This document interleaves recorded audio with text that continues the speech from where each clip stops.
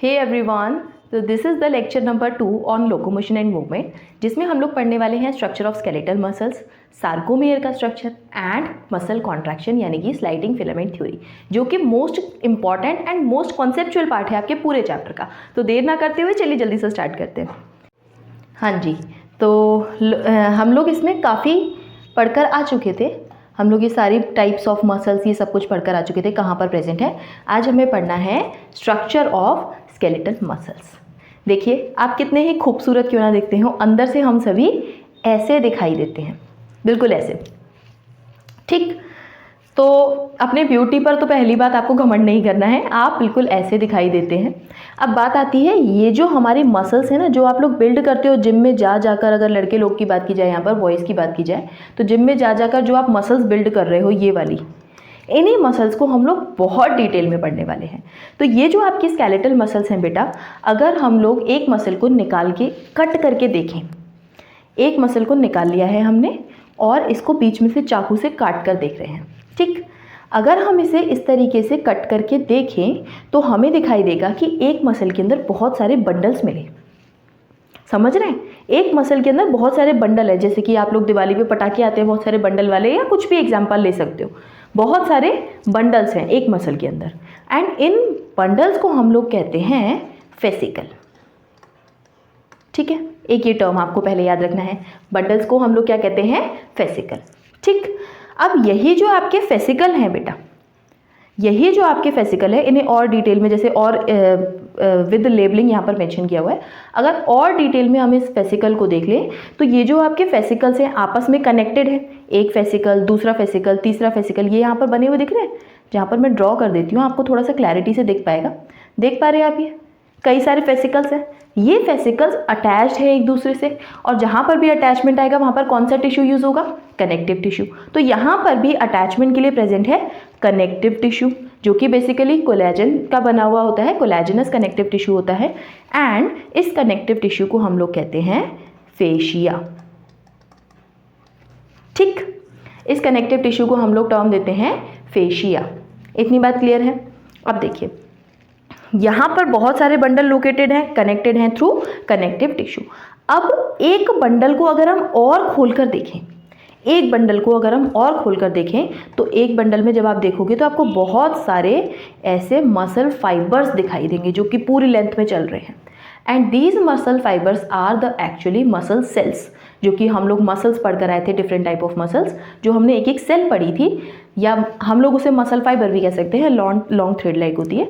These are actually muscle fibres. तो कहते हैं ना, ये हमारी जो बॉडी है, इसमें हमारी जो मसल सेल्स है वो किस तरीके से अरेंज है, तो वो इस तरीके से पैकिंग है प्रॉपर।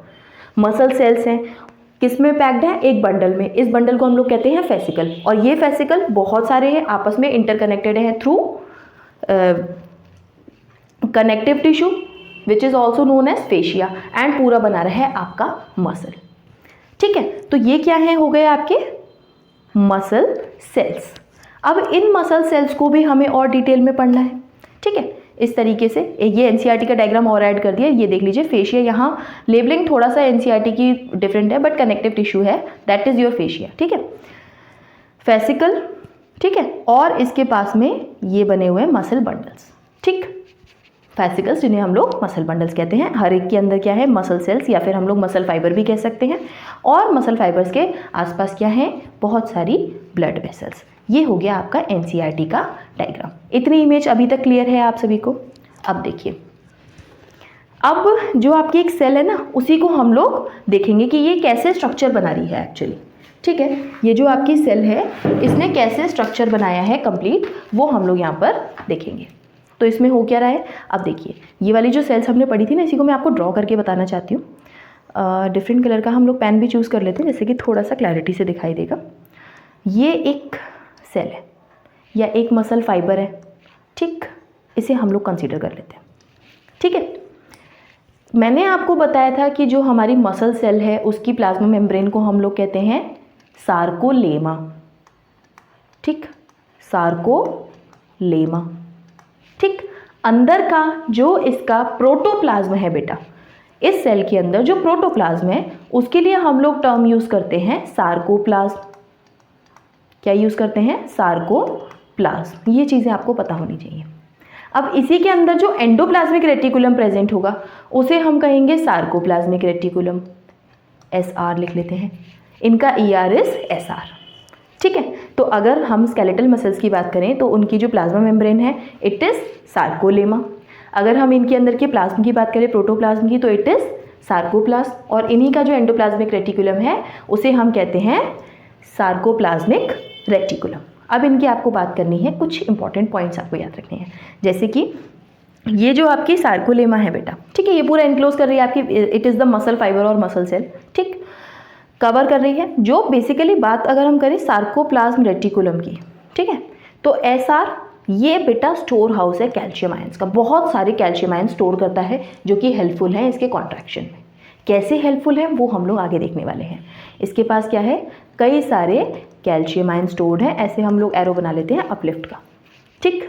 इसके पास में कैल्शियम आयन, या फिर हम ये कहते हैं it is the store house of calcium ion, ठीक, इतनी बात क्लियर है।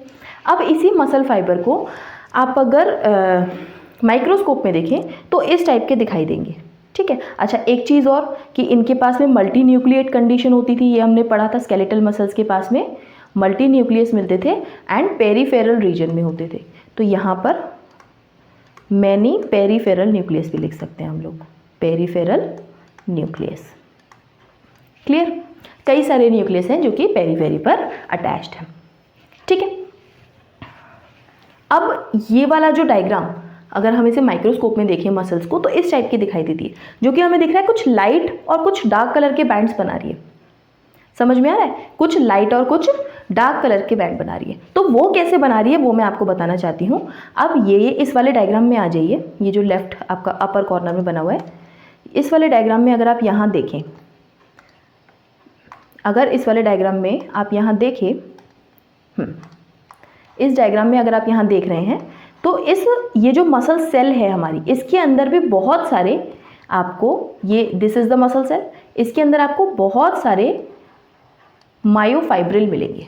अगर आप ये इमेजिनेशन नहीं समझ पा रहे, मैं आपको बताती हूँ। देखिए, ये जो आपका मसल सेल है ना, इसके अंदर इस तरीके से बहुत सारे फाइबर्स प्रेजेंट हैं जिन्हें हम लोग मायोफाइब्रिल कहते हैं, ठीक है।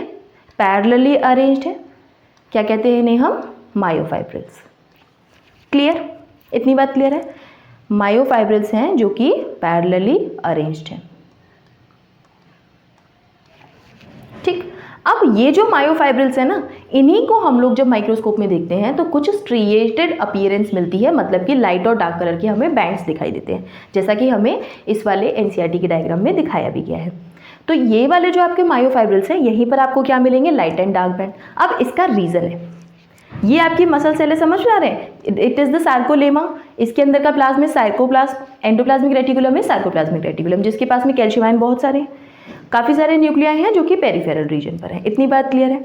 अब इसके अंदर आते हैं कई सारे फाइबर्स, मतलब देख पा रहे हैं एक बंडल के अंदर बहुत सारे मसल सेल्स थे, मसल सेल्स के अंदर भी क्या है, फाइबर्स। ये जो फाइबर्स हैं इन्हें हम लोग कहते हैं मायोफाइब्रिल्स, इतनी बात क्लियर है। These fibrils are called as myofibrils, या फिर इन्हें हम लोग मायोफिलामेंट भी कह सकते हैं, दोनों टर्म सेम है, इन्हें हम लोग कह सकते हैं मायोफिलामेंट, इतनी बात सभी को क्लियर है।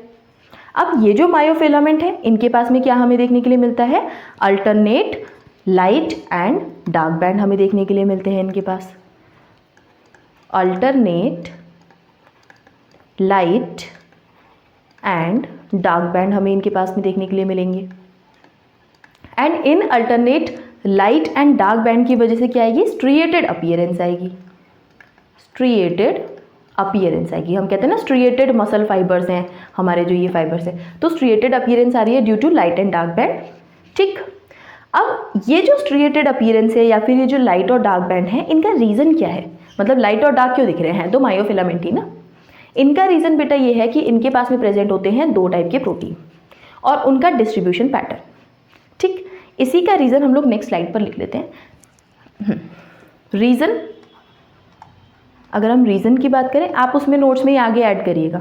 रीज़न की बात करें तो इनके पास में प्रेजेंट है distribution pattern of two different type of protein, ठीक। यहाँ पर हम लिख लेते हैं डिस्ट्रीब्यूशन पैटर्न, ठीक, डिस्ट्रीब्यूशन पैटर्न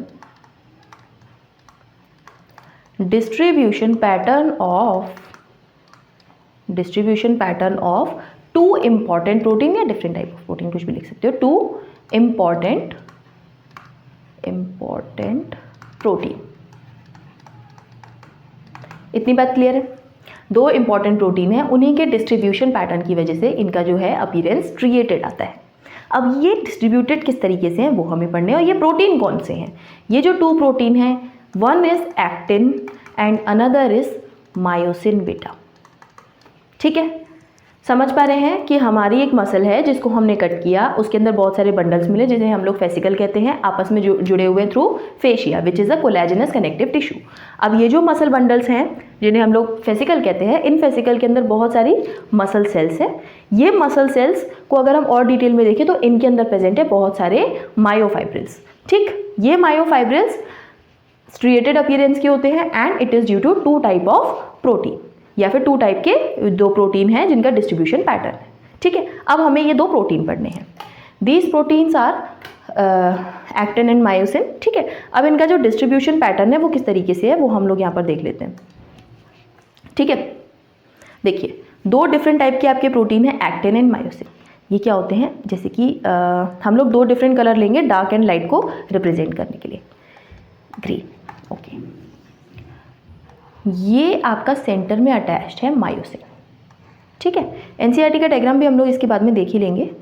ये आपका अटैच्ड है मायोसिन, ठीक, एंड इधर अटैच्ड है एक्टिन फिलामेंट। ठीक है, दीज आर एक्टिन फिलामेंट। समझ पा रहे हैं?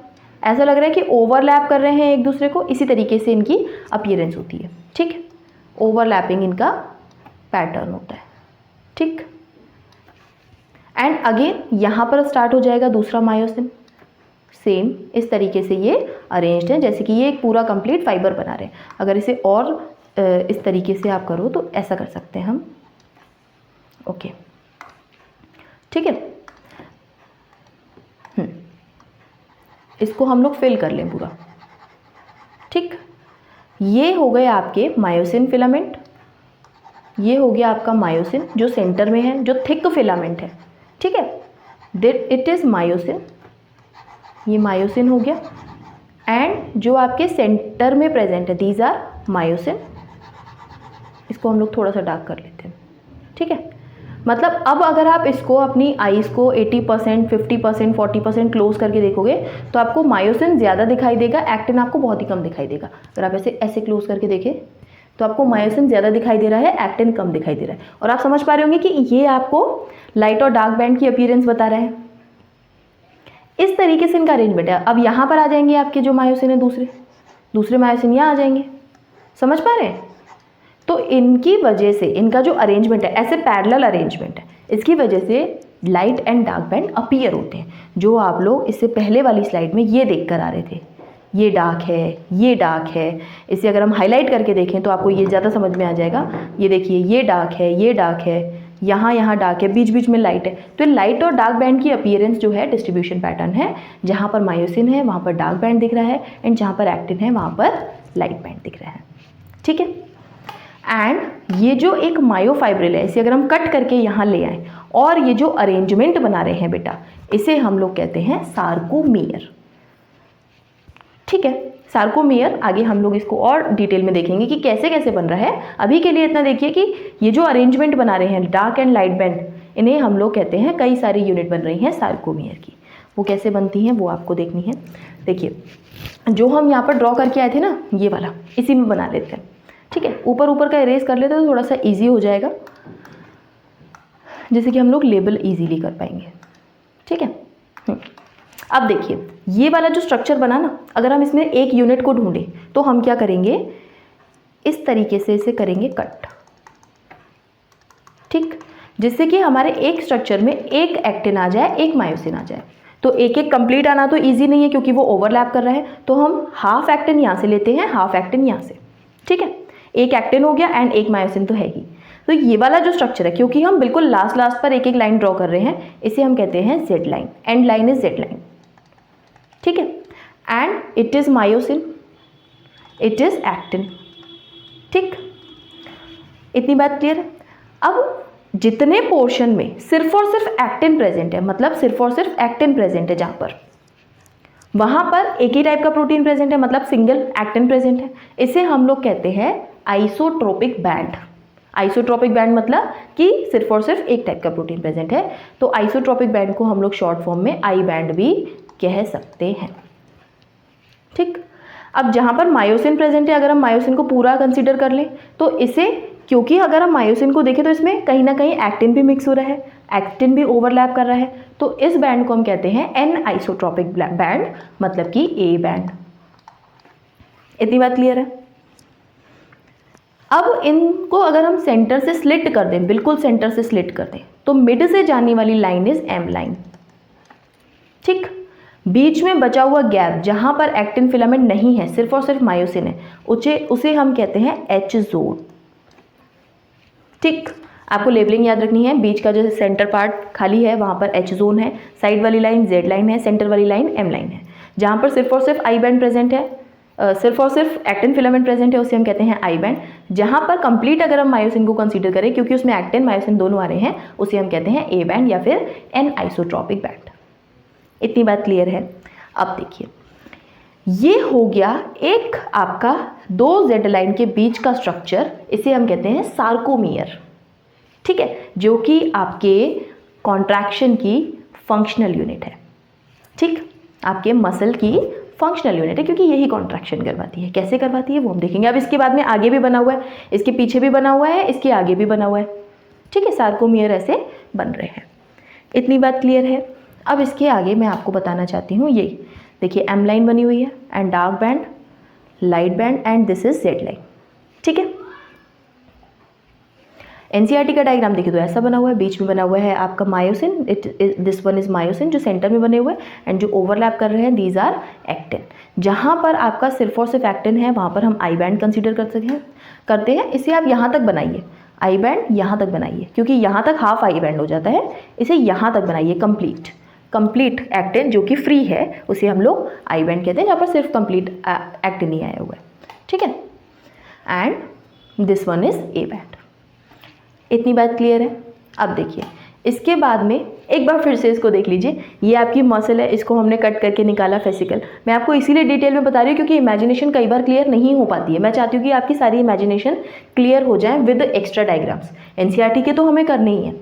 ठीक है, तो एक मसल है जिसको हमने कट करके देखा, इस मसल के अंदर बहुत सारे बंडल जिन्हें हम लोग फेसिकल कहते हैं आपस में जुड़े हुए हैं विद फेशिया। यहीं से सब कुछ याद करके जाना है। एंड इसके अंदर बहुत सारे हैं मसल फाइबर जिन्हें हम लोग मसल सेल्स भी कहते हैं। इन मसल फाइबर के अंदर बहुत सारे मायोफाइब्रिल्स प्रेजेंट हैं, और ये मायोफाइब्रिल्स स्ट्रिएटेड अपीयर होते हैं। रीज़न कि इनके पास में दो प्रोटीन्स का डिफरेंट डिस्ट्रीब्यूशन पैटर्न है, जो कि हमने सार्कोमियर में पढ़ा, जो इनका पैटर्न है दिस। ठीक है, ये कंप्लीट स्ट्रक्चर समझ पाए। अब इसके आगे आ जाता है, हाँ इतना पढ़ लिया हमने। अब इसके बाद में ये बात आती है कि एक्टिन एंड मायोसिन, इनका ये पैटर्न है ओवरलैपिंग, ये कॉन्ट्रैक्ट भी करते हैं, बट एक्टिन एंड मायोसिन का स्ट्रक्चर हमें पढ़ना है और डिटेल में। मतलब कि ये जो आप लाइंस देख रहे हैं एक्टिन की या फिर मायोसिन की, इन्हीं को हमें देखना है कि ये प्रोटीन्स किस तरीके से अरेंज्ड है, या ये फाइबर्स किस तरीके से अरेंज है। ये भी डिफरेंट डिफरेंट प्रोटीन के बने हुए हैं। ये फाइबर्स या ये फिलामेंट किस तरीके से अरेंज्ड है। ठीक है, this is actin filament. NCERT का डायग्राम है एक्टिन फिलामेंट। होता क्या है, ये जो आपका एक्टिन है ना बेटा, थोड़ा सा ऊपर लिख लेते हैं हम लोग। ये जो आपका एक्टिन है ना बेटा, ये बना हुआ है बेसिकली 3 टाइप के प्रोटीन से। समझ पा रहे हैं? Actin is made up of 3 type of protein. ठीक, 3 टाइप के प्रोटीन से बना हुआ है। 1 इज एक्टिन। एक्टिन फिलामेंट की बात कर रही है, या फिर हम इसे थिन फिलामेंट भी कह सकते हैं। थिन फिलामेंट याद रखिए तो ज़्यादा बेटर है, थिन फिलामेंट। ठीक, जो पतला वाला फिलामेंट है। 1 is actin, another is tropomyosin, and the third one is troponin. ठीक है, ये जो एक्टिन है, ये जो आपको मटर माला टाइप की दिखाई दे रही है, coiled, it is actin filament. 2 filament हैं ये, ठीक है, 2 फिलामेंट हैं, 2 फिलामेंट हैं। ये बने हुए कैसे हैं, देखिए एक तो ये लॉन्ग थ्रेड आपको दिख रहा है जो कि मटर माला जैसा है, इस टाइप का आपको थ्रेड दिखाई दे रहा है, इस टाइप का आपको थ्रेड दिख रहा होगा कि ये ऐसा लग रहा है कि एक मोतियों की माला ली है और एक और मोतियों की माला ले ली है। एक ये मोतियों की माला हो गई एंड एक और मोतियों की माला हो गई और इनको हमने करवा दिया है कॉइल, इस टाइप का लग रहा है, समझ पा रहे हैं? एक मोती की माला और दूसरे मोती की माला को जैसे कॉइल करवा दिया हो, इस टाइप से दिख रहा है। तो ये जो आपके फिलामेंट बने, ठीक है, ये बने हुए छोटे छोटे के मोतियों से, ये जो छोटे छोटे मोती हैं इन्हें हम लोग कहते हैं ग्लोब्यूलर एक्टिन। तो हम ये कह सकते हैं कि ये जो फिलामेंट हैं ये पॉलीमर हैं जी एक्टिन के या फिर ग्लोब्यूलर एक्टिन के, ठीक, बने हुए ये मोतियों की माला के, जो कि ऐसे कॉइल हैं एक दूसरे के ऊपर। अब इसी के ऊपर एक और आ जाता है ट्रोपोमायोसिन। ट्रोपोमायोसिन जो है बेटा, ट्रोपोमायोसिन जो है बेटा, ट्रोपोमायोसिन के भी 2 हैं फिलामेंट, 2 फिलामेंट है एंड ये भी प्रोटीन के बने हुए बट डिफरेंट प्रोटीन है, 2 फिलामेंट ऑफ प्रोटीन, ठीक, एंड ये इसके ऊपर अटैच्ड है, ये भी इसी के ऊपर इस तरीके से ओवरलैप हो रहे हैं। जैसे कि एक ये हुआ, इसी के ऊपर एक और ओवरलैपिंग हो रही है, इसके ऊपर एक और ओवरलैपिंग हो रही है, समझ पा रहे हैं कि ग्लोब्यूलर वाली 2 चेनों ने ओवरलैप किया, उसके ऊपर दो फिलामेंट और जो कि ट्रोपोमायोसिन की हैं वो ओवरलैप कर रहे हैं, और इन ट्रोपोमायोसिन के ऊपर एक स्पेशल प्रोटीन, आप कह सकते हैं स्पेशल प्रोटीन, जो कि ट्रोपोनिन है। ट्रोपोनिन आपके स्पेशल इसलिए क्योंकि ये कॉम्प्लेक्स है बेटा, कॉम्प्लेक्स प्रोटीन, और इनका फंक्शन भी मैं आपको बताऊंगी। कॉम्प्लेक्स प्रोटीन डिस्ट्रीब्यूटेड है at regular intervals on tropomyosin. ये जो ट्रोपोमायोसिन है इसके ऊपर इस तरीके से अटैच्ड है। मान लीजिए कि आपने ये स्ट्रक्चर बनाया है और अब ये स्टेबल नहीं हो पाएगा ना, तो इसको आप ऐसा समझ लीजिए अटैच करने के लिए आपने लगाया हुआ है, ठीक है, इस तरीके से, ठीक। कॉम्प्लेक्स प्रोटीन है, डिस्ट्रीब्यूटेड है, डिस्ट्रीब्यूटेड एट रेगुलर इंटरवल्स, आपको ये बात याद रखनी है, रेगुलर इंटरवल्स पर है, बार बार अटैच्ड है जगह जगह पर, रेगुलर इंटरवल्स, ठीक है। और होता क्या है, रेस्टिंग स्टेज पर ये अटैच रहते हैं, जब इन्हें कॉन्ट्रैक्ट करना होता है तब ये ओपन हो जाते हैं या फिर हट जाते हैं। उसका रीज़न आपको कॉन्ट्रैक्शन के टाइम पर समझ आएगा। अभी बस आपको इतना ध्यान रखिए कि जो एक्टिन है इसके ऊपर मायोसिन बाइंडिंग साइट्स है जिनको ये क्लोज करके रखते हैं या फिर मास्क करके रखते हैं। At resting stage, at resting stage के टाइम पर ये क्या करता है, mask the myosin binding site, myosin binding site को मास्क करके रखता है, ठीक है। तो थिन फिलामेंट जो है हमारा बने हुए हैं 3 टाइप के प्रोटीन से, 3 type of protein. One is actin जिसके कि 2 फिलामेंट हैं जो कि बने हुए हैं, जो कि पॉलीमर हैं जी एक्टिन के, ग्लोब्यूलर एक्टिन के, इस तरीके से कॉइल्ड है। एंड इन्हीं के ऊपर ट्रोपोमायोसिन के 2 फिलामेंट और कॉइल्ड हैं। एंड इन ट्रोपोमायोसिन के ऊपर लगे हुए हैं ट्रोपोनिन जो कि आपके कॉम्प्लेक्स प्रोटीन है और अटैच्ड है, डिस्ट्रीब्यूटेड हैं डिफरेंट रेगुलर इंटरवल्स पर, और रेस्टिंग स्टेज के टाइम पर मायोसिन बाइंडिंग साइट्स को क्लोज करके रखते हैं। इतनी बात क्लियर है। अब आता है मायोसिन। मायोसिन का स्ट्रक्चर देखा जाए तो मायोसिन तो क्या हम ये कह सकते हैं कि ये थिक फिलामेंट है, ठीक है। एक्टिन मायोसिन हम बाद में कहते हैं, पहले हम कहते हैं थिन और थिक फिलामेंट कौन सा है, क्योंकि हम तो वही देख रहे हैं ना कि पतले और मोटे जो थ्रेड्स बने थे वो कहाँ से बनकर आ रहे थे, हम तो अभी वही पढ़ रहे हैं ना। तो अभी हम लोग इसे लिखते हैं थिक फिलामेंट, ठीक है। ये जो थिक फिलामेंट है ये भी बना हुआ है प्रोटीन से और ये भी पॉलीमेरिक है, ये भी क्या है, पॉलीमेरिक प्रोटीन है, ठीक है। और काफ़ी सारी मोनोमेरिक यूनिट से बनेगा, obviously polymer is made up of monomer. तो जो मोनोमेरिक यूनिट है इन्हें हम कहते हैं मीरोमायोसिन, प्रोटीन ऑफ मीरोमायोसिन, ठीक है। And this meromyosin is of 2 types, one is HMM जो कि हैवी मीरोमायोसिन है एंड अनदर इज LMM यानी कि light meromyosin. The heavy meromyosin forms the head and globular head भी इसे कहते हैं बेटा, globular head and with a short arm, short arm, ठीक है, globular head with a short arm, and जो LMM है वो बनाता है टेल। अगर आप इस डायग्राम में देखें, तो ये आपको दिख जाएगा यहाँ पर, ये देखिए, head and this is the short arm and this one is the tail. Tail बनाया है LMM ने, एंड दिस, ये जो फॉर्म कर रहा है LMM फॉर्म कर रहा है, ठीक है। एंड ये हेड एंड क्रॉस आर्म इस तरीके से बाहर निकल आते हैं, जैसे कि हमने बनाए थे स्ट्रेट, इस तरीके से सेंटर में बनाए थे, इनसे ऐसे हेड बाहर निकल रहे होते हैं, इस तरीके से बाहर निकल रहे होते हैं।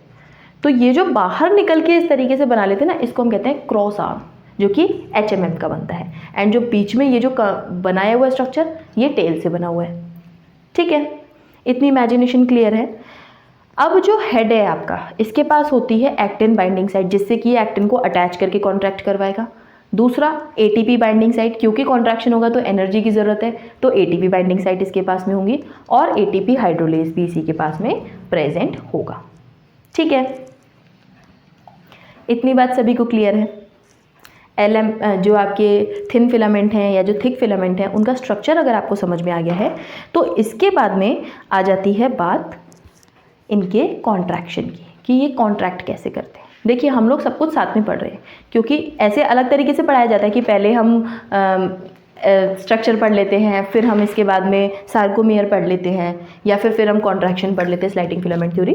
तो ये साथ में अगर आप एक चीज़ों को समझ के कर पा रहे हैं, तो ये आपकी इमेजिनेशन अगर इतनी क्लियर हो जाए, तो आप इस टॉपिक को कभी नहीं भूलेंगे। तो करना क्या है, एक साथ ही पढ़ना है और इमेजिनेशन क्लियर करनी है। जो डायग्राम मैंने एडिट किए हुए, PDF डाउनलोड कर लेना। चैप्टर कंप्लीट होने से पहले इसका स्क्रीनशॉट लेके पढ़ लिया करो। तो चैप्टर एंड होने के बाद में ही नोट्स जो है मैं अपलोड करती हूँ, तो उससे पहले आप लोग वहीं से जो है इसके स्क्रीनशॉट, या फिर साथ में नोट्स तो बनाने हैं ना आपको, तो साथ में नोट्स भी बना लिया करो, ठीक। अब हमें करना है कॉन्ट्रैक्शन। मतलब समझ में आया, हमने स्ट्रक्चर देख लिया, अंदर कैसे अरेंजमेंट है वो देख लिया, उनका स्ट्रक्चर देख लिया, अब हम करेंगे कॉन्ट्रैक्शन, ठीक। कॉन्ट्रैक्शन करेंगे और हमें सारी चीज़ें समझ में आ जाएंगी कि मसल एक्चुअली फंक्शन कैसे करती है, ठीक है। तो अब हमें करना है कॉन्ट्रैक्शन। ये देखिए एक और डायग्राम, ठीक है, एक बार फिर से देख लो इसको। ये मसल है, इसे काटा हमने, इसमें क्या बने हुए मसल बंडल्स, जिन्हें हम लोग वेसिकल्स कहते हैं। इसके अंदर सेल्स, जिन्हें हम लोग मसल फाइबर या मसल सेल कहते हैं। इन सेल के अंदर ये आपके फाइबर्स क्या कहते थे, इन्हें कमेंट में बताएंगे। एंड इसमें जो अपीयरेंस है, एक्टिन एंड मायोसिन की जो प्रेजेंस है, स्ट्रिएटेड अपीयरेंस, ठीक। अब एक्टिन और मायोसिन का और डिटेल का स्ट्रक्चर एंड इनकी जो अरेंजमेंट है वो सार्कोमियर, ये सब कुछ इसमें बना हुआ है। This is the final diagram of your muscle, ठीक है। एक बार इस फॉर्म में, चार्ट फॉर्म में देख लीजिए। स्केलेटल मसल्स में क्या है बने हुए, मसल बंडल्स, इन्हें हम लोग वेसिकल्स भी कहते हैं। मैं चाहती हूँ कि ये टॉपिक आप यहीं पर याद करके जाओ।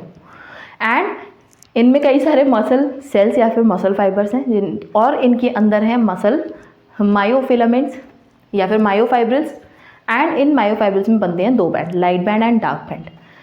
लाइट बैंड के पास में है दो एक्टिन की चेन एंड दो ट्रोपोमायोसिन। ट्रोपोमायोसिन के ऊपर ही लगे हुए हैं ट्रोपोनिन, और जो एक्टिन की चेन है वो बनी हुई है जी एक्टिन से, यानी कि ग्लोबुलर एक्टिन से। डार्क बैंड मीरोमायोसिन से बनता है, जिसके पास में HMM या फिर LMM होता है। L से तो टेल बन जाती है, HMM से हेड और आर्म बनती है। हेड के पास में actin binding site, ATP binding site and ATP hydrolase भी प्रेजेंट होता है, ठीक है। लाइट बैंड की अगर हम खूबियां देखें तो इसके पास में एक्टिन होता है, आई बैंड इसे हम कहते हैं, आइसोट्रॉपिक बैंड यानी कि, और थिन फिलामेंट होते हैं ये। डार्क बैंड की देखी जाए तो मायोसिन होता है, इसे हम लोग ए बैंड या फिर एनाइसोट्रॉपिक भी बैंड कहते हैं, और थिक फिलामेंट इसे हम कहते हैं, ठीक है। Finally mechanism of muscle contraction. Mechanism of muscle contraction बेटा देखिए, जो आपको अरेंजमेंट समझ में आया अगर, कि मायोसिन लगे हुए हैं एंड यहाँ पर एक्टिन लगे हुए हैं, ठीक है। और मैं आपको इतनी देर से ये बात बता रही हूँ कि एक दूसरे के ऊपर इसे कॉन्ट्रैक्ट करने के लिए बीच में जितना गैप है वो फिल होगा। मैं आपको बता रही हूँ कि एक दूसरे को ये कॉन्ट्रैक्ट करेंगे तो ये जो है ना, ऐसा लगता है कि जो थिन फिलामेंट है, जो पतले फिलामेंट है, वो स्लाइड कर रहे हैं ऊपर किसके, थिक फिलामेंट के। जो थिक फिलामेंट है उसके ऊपर थिन फिलामेंट ऐसे स्लाइड कर रहे हैं, ऐसा लगता है। तो अगर ये इसके ऊपर स्लाइड कर रहे हैं तो इसे हम लोग स्लाइडिंग फिलामेंट थ्योरी से एक्सप्लेन कर सकते हैं, mechanism of muscle contraction by sliding filament theory. And इसका कॉन्सेप्ट ही यही है, स्लाइडिंग फिलामेंट थ्योरी, जो कि हाँ sliding filament theory which states that contraction of muscle, contraction ये लिख लीजिएगा, कॉन्ट्रैक्शन ऑफ मसल फाइबर्स लिख लीजिए, muscle fibres takes place by the sliding of thin filament over thick filament. समझ पा रहे हैं? थिन फिलामेंट की स्लाइडिंग हो रही है ओवर थिक फिलामेंट। नहीं याद हो रहा तो ऐसे याद रख लो, मोटा है ना वो नहीं चलेगा, पतला वाला चल कर आएगा, बात खत्म। ठीक, थिन फिलामेंट की स्लाइडिंग होगी ओवर द थिक फिलामेंट्स।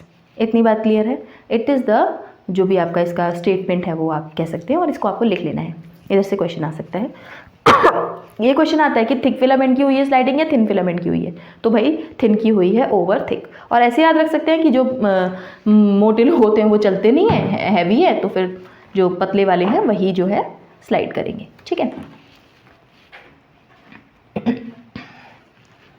अब आती है बात आपकी कॉन्ट्रैक्शन की।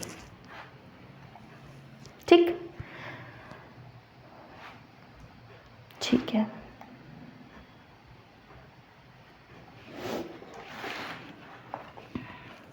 देखिए हम सभी ये बात जानते हैं कि जो हमारी स्केलेटल मसल्स हैं, दीज आर वॉलेंट्री मसल्स, मतलब कि हमारे कंट्रोल में है। मैं चाहूँ तो यहाँ पर खड़े होकर अपने हाथ पैरों का मूवमेंट करूँगी, मैं चलूँगी, लेकिन अगर मैं ना चाहूँ तो मैं ये मूवमेंट नहीं करूँगी। It's under the nervous system के कंट्रोल में है बेटा। ठीक है, नर्वस सिस्टम के कंट्रोल में है ये सारी चीज़ें। होता क्या है, वो न्यूरॉन जो कि ब्रेन से सिग्नल लेकर आएंगे वो आते हैं हमारी मसल के पास। ब्रेन से सिग्नल लेके आने वाले न्यूरॉन्स को हम लोग कहते हैं मोटर न्यूरॉन्स। ठीक है, मोटर न्यूरॉन्स आएंगे किसके पास में? मसल फाइबर्स के पास। ठीक, दीज आर मोटर न्यूरॉन्स। ठीक है, मोटर न्यूरॉन्स क्या लेकर आ रहे हैं? इम्पल्स, यानी कि हम इसे एक्शन पोटेंशियल भी कह सकते हैं। ठीक, एक्शन पोटेंशियल लेकर आ रहे हैं। ठीक है, एंड ये क्या है? हमारी plasma membrane of muscle fibre, यानी कि सार्कोलेमा। ठीक है, एंड सार्कोलेमा, और जहां पर ये न्यूरॉन एंड हो रहा है, ठीक है, इस जंक्शन को हम लोग कहते हैं NMJ, यानी कि न्यूरोमस्कुलर जंक्शन, या फिर आप इसे मोटर एंड प्लेट भी कह सकते हैं। जहाँ पर मोटर न्यूरॉन एंड हो रहा है, मोटर एंड प्लेट भी आप इसे कह सकते हैं। ठीक है, दिस जंक्शन इज NMJ और मोटर एंड प्लेट। ठीक है, एक्शन पोटेंशियल जैसे ही आया बेटा, हुआ क्या? यहाँ पर न्यूरोट्रांसमीटर एसिटाइलकोलिन रिलीज हो गया। जैसे ही न्यूरोट्रांसमीटर एसिटाइलकोलिन रिलीज हुआ, सार्कोलेमा एक्साइट हो गई। इसको क्या मिल गई? इम्पल्स। जैसे ही सार्कोलेमा को इम्पल्स मिली, पूरी मसल फाइबर में ये एक्साइटेशन ऐसे दौड़ गई। समझ रहे? सेंटर में मिली और सेंटर से यहाँ और यहाँ दौड़ गई, सेम। ठीक है, जैसे ही ये इम्पल्स पूरे में स्प्रेड हो गई, इम्पल्स के रिस्पेक्ट में आकर जो इसके अंदर प्रेजेंट एंडोप्लाज्मिक रेटिकुलम था, यानी कि सार्कोप्लाज्मिक रेटिकुलम, इसने कई सारे कैल्शियम आयन रिलीज करना स्टार्ट कर दिए। कैल्शियम आयन बहुत सारे रिलीज हो रहे हैं। अब वो है क्या? ये जो हमारी मसल सेल है, इसके अंदर है हमारे मायोफाइब्रिल्स, यानी कि डार्क एंड लाइट बैंड। पता है ना, ये डार्क एंड लाइट बैंड। हुआ क्या? जैसे ही ये कैल्शियम आयन रिलीज हुए, जहाँ पर हमारा थिन फिलामेंट था, जहाँ पर हमारा क्या था बेटा? थिन फिलामेंट, जो कि ये वाला स्ट्रक्चर बना के बैठा हुआ था, ये वाला स्ट्रक्चर बना के बैठा हुआ था थिन फिलामेंट। जो हमारा थिन फिलामेंट था, इसके ऊपर क्या थे? ट्रोपोनिन थे। हम ट्रोपोनिन ही बना लेते हैं। ठीक है, इसके ऊपर क्या थे? ट्रोपोनिन, और ये ग्लोबुलर वाला भी बना लेते हैं इधर। ठीक है, ये जो ट्रोपोनिन हैं आपके, ये जो आपके ट्रोपोनिन हैं, इनके पास भाग के आया कैल्शियम आयन। कौन आया? Calcium ion. जैसे ही कैल्शियम आयन आता है, समझ लीजिए कि ट्रोपोनिन इनसे डरता है। ट्रोपोनिन में भी टाइप्स होते हैं, ट्रोपोनिन सी बेसिकली होता है। जैसे ही कैल्शियम आयन आए, यहाँ पर ट्रोपोनिन प्रेजेंट है, ठीक है। जैसे ही ये कैल्शियम आयन आए, ये ट्रोपोनिन तुरंत से हट गए। जैसे ही ये ट्रोपोनिन हटे, जहाँ पर एक्टिन पर एक्टिव बाइंडिंग साइट्स थी वो ओपन हो गई। एक्टिन की जहाँ पर एक्टिव साइट्स थी, बाइंडिंग साइट्स थी मायोसिन के लिए, वो ओपन हो गई। जैसे ही ये ओपन हुई, हुआ क्या, इसके रेस्पेक्ट में आकर यहाँ पर मायोसिन बना लेते फटाफट से। इट इज़ मायोसिन, ठीक है। मायोसिन का हेड, जैसे ही ये ओपन हुई है साइट्स, या फिर समझ लीजिए यहाँ पर ओपन हुई थी ये साइट्स, मायोसिन का हेड आएगा इस तरीके से और फटाफट से एक एटीपी को यूज़ करेगा। समझ लीजिए बहुत ध्यान से, फटाफट से एक एटीपी को यूज़ करेगा और एनर्जाइज हो जाएगा। जैसे ही ये एनर्जाइज हुआ, ये इस थिन फिलामेंट से अटैच हो जाएगा। समझ रहे हैं, ये मायोसिन का हेड है, ये थिन फिलामेंट है। थिन फिलामेंट के पास इस तरीके से अटैच हो जाएगा, एनर्जाइज होकर एक एटीपी को यूज़ करेगा और एनर्जाइज होकर अटैच हो जाएगा थ्रू एक्टिन बाइंडिंग साइट्स। जो एक्टिन बाइंडिंग साइट बनी हुई थी वहाँ से अटैच हो जाएगा। नहीं समझ पा रहे हैं तो यहाँ से समझ लीजिए। There is the diagram, yes, यही जो एक्टिन बाइंडिंग साइट्स है यहाँ से अटैच हो जाएगा, ठीक। जैसे ही एनर्जाइज हुआ, अटैच हो गया। अब ये क्या करेगा, ये करेगा रोटेट, और रोटेट होके, समझ लीजिए मेरा जो हाथ है अभी सेंटर में है, ठीक है। रोटेट करके ये मायोसिन का हेड इस एक्टिन को अपनी तरफ, सेंटर की तरफ पुल करेगा इस तरीके से। समझे, सेंटर की तरफ पुल किया। मेरा अभी हाथ था मेरे सेंटर में, अब पहुंच गया है मेरे लेफ्ट में, ठीक है। सेंटर की तरफ पुल किया, हाथ पहुंच गया मेरा यहाँ, यानी कि एक्टिन फिलामेंट पहुंच गया यहाँ। मतलब कि जो सार्कोमेयर है, टोटल जो लेंथ थी, वो जैसे ही एक्टिन फिलामेंट पास आए तो कम हो गई ना, इट इज़ कॉन्ट्रैक्शन। अब क्या होगा, पास आ गया है ना ये, अब इसे छूटना भी तो है, चिपके तो रहना नहीं है।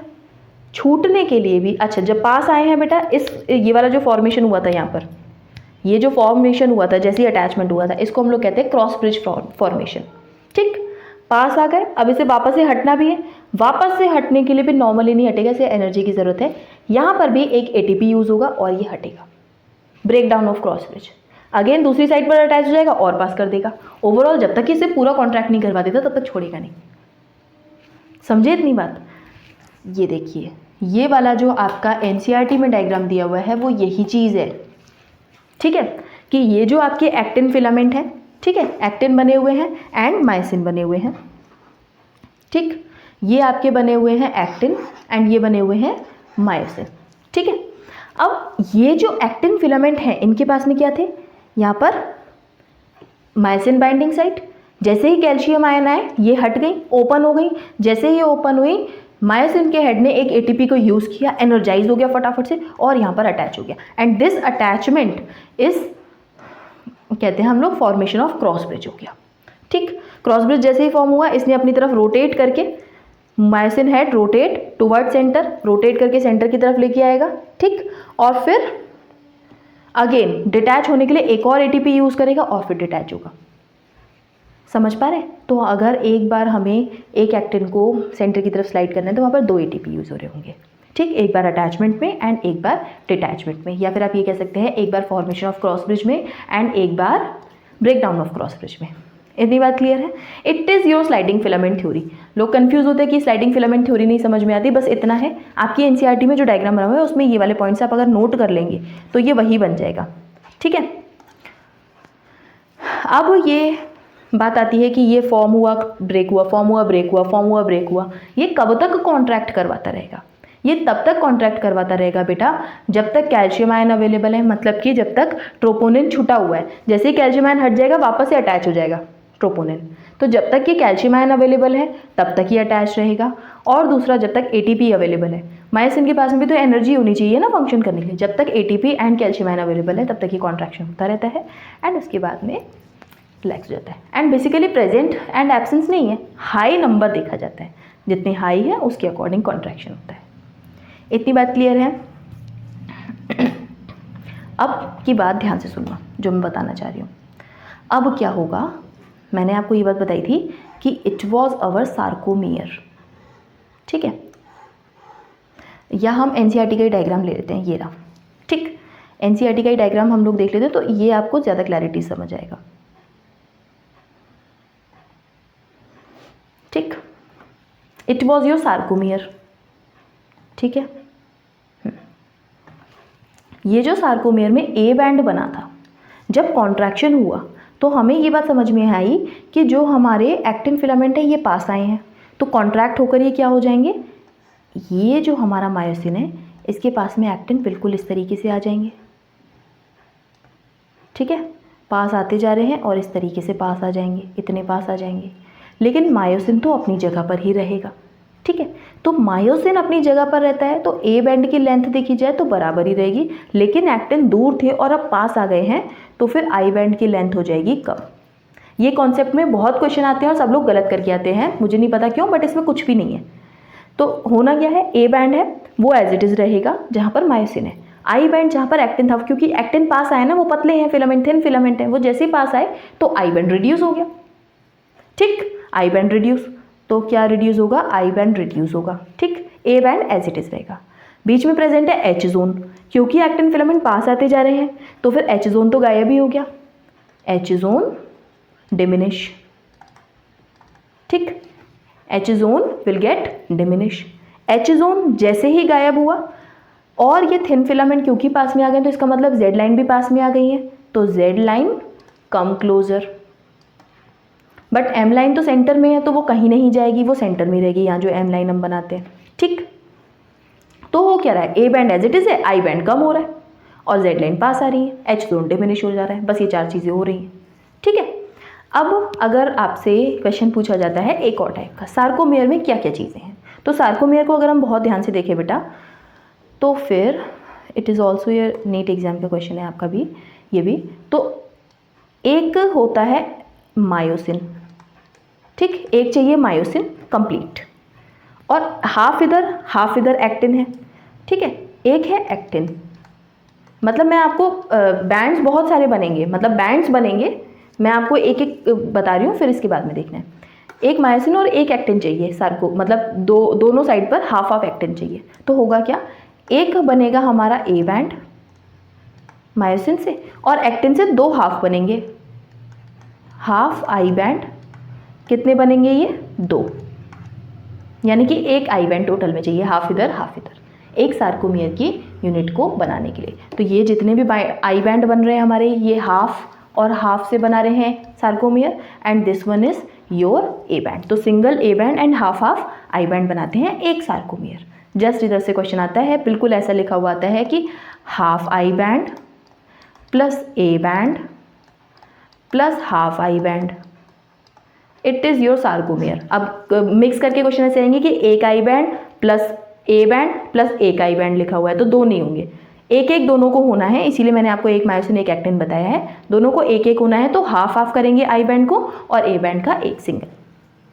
ठीक है, तो आपका एक ये क्वेश्चन का टाइप हो गया बेटा, एक ये क्वेश्चन का टाइप हो गया बेटा। पूरा मसल कॉन्ट्रैक्शन पे तो क्वेश्चन आने ही आने हैं आपके।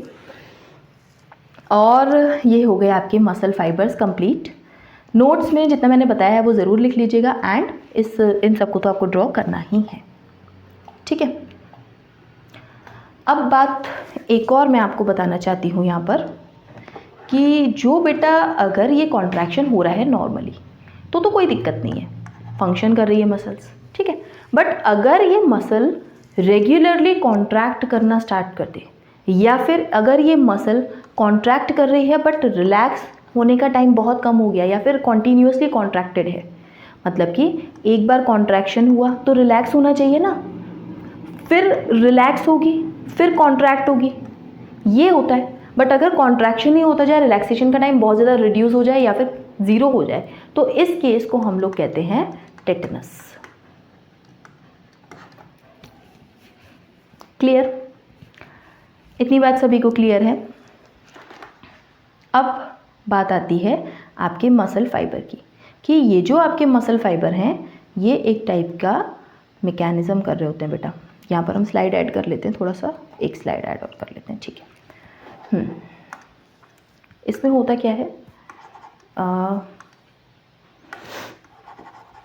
देखिए ये जो आपके मसल्स है ना बेटा, कभी आपने नोटिस किया है कि आप बहुत ज़्यादा चलते हो, अचानक से बहुत ज़्यादा थकान हो जाती है, आपके पैरों में बहुत तेज़ दर्द होना स्टार्ट हो जाता है, क्योंकि नॉर्मली आप उतना चलते नहीं हो।